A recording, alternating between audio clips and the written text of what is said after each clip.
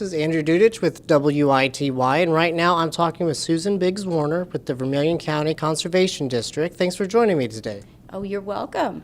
Tell me about some of the different things you do as part of the Conservation District. Well, I'm on the programming staff. I take care of historical programming, and I do a lot with adult programming, herbs, historical clothing, and things like that. And today we're at the Eastern Illini Electric Cooperative's annual meeting, and you're doing a little bit of work with herbs. Tell us about some of the things you'll be going over today. Well, today we're going to talk a little bit about how to grow them. Then we're going to talk about what you do once they have grown. And I've got recipes, and people will have things they can taste. And a lot of these herbs are things they can grow here in Illinois, inside or outside. There's a lot of versatility to them. Well, yes, and right now what I'm going to encourage people to do is go to the garden center, get some herbs, and put them in a pot, because you can start so small with a nice pot of herbs, and you can even mix some flowers in with it. It'll be right outside your doorstep, and you can snip it and take it in and use it. If somebody's never tried growing herbs before for themselves, what's a good one or two basic ones to maybe try? Well, some of the ones that I would think, basil for summer, because if you're going to have tomatoes, fresh basil just really is great with them. And rosemary is a good all-around herb, and the basil will have to stay outside, and it will be gone for winter, but the rosemary in the right conditions could come in. And what are some of the other programs that you take part in or that you're involved with? I know there's so many different things the Conservation District does. Well, there are, and we're just getting ready to start our summer programs. We've got lots of summer camps. Most are full, but there's a few that still have a few openings in them. They take place at Forest Glen and Kennecott both, so they could be close to home for people.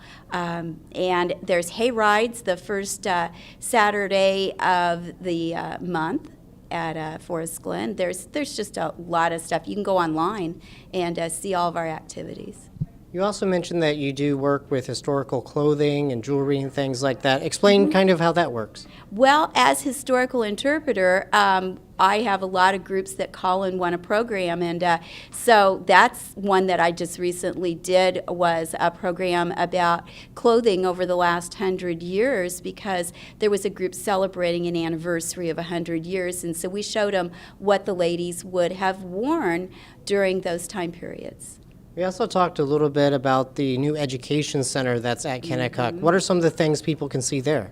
Well, it's a beautiful building. There's woodwork that's in it that was built by one of our staff members who's now retired. It has what they call the live edge on it, all the woodwork, the natural edge. There's beautiful taxidermy of a lot of the animals that used to live in Vermilion County.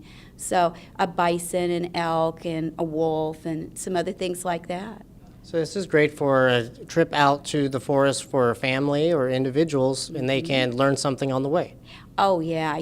There's always something to do at the county parks. There was a gentleman there yesterday with his little girl, and they saw the sign that said that there was a free fishing weekend coming up the state of Illinois has, and they were going to come back and go fishing.